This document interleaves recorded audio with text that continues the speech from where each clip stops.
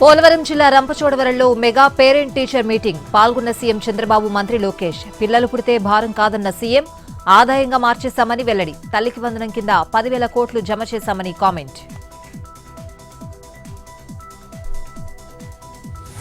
CM Revanth తో Hare Krishna foundation, Aurobindo pharma, Divi's laboratories ప్రతినిధుల భేటీ. ప్రభుత్వ స్కూళ్లలో బ్రేక్ఫాస్ట్ స్కీమ్ కు సీఆర్ఎస్ నిధులు అందజేసిన అరబిందో, దివీస్ కంపెనీలు. ఆయా సంస్థలను అభినందించిన సీఎం.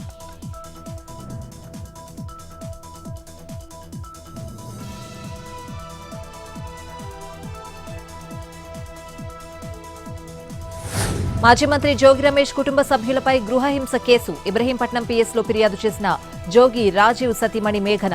జోగి రమేష్ కుటుంబంలో 11 మందిపై కేసు నమోదు.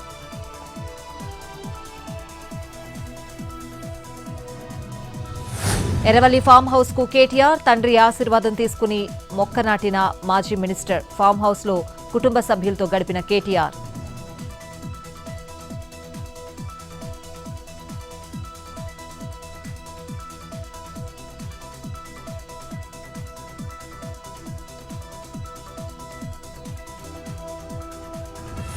సీఎం రేవంత్ కు కేటీఆర్ కు చీకటి ఒప్పందం ఉందన్న బండి సంజయ్. గ్లోబరీనా సంస్థపై సుమోటోగా ఎందుకు చర్యలు తీసుకోవడం లేదని ప్రశ్న.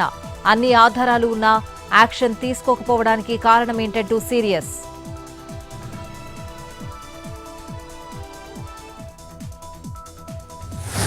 జోలికొస్తే రాజకీయ సమాధికి డప్పు కొడతామన్న మందుల సామెల్. తప్పుడు వ్యక్తిని గెలిపించామన్న కోమటిరెడ్డి రాజగోపాల్ రెడ్డి. టికెట్ కోసం సామెలు తన ఇంటికి 100 సార్లు వచ్చారని కామెంట్.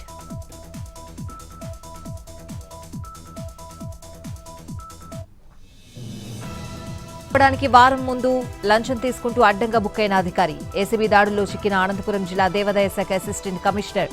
25,000 లంచం తీసుకుంటూ రెడ్ హ్యాండెడ్ గా దొరికిపోయిన మల్లికార్జున ప్రసాద్.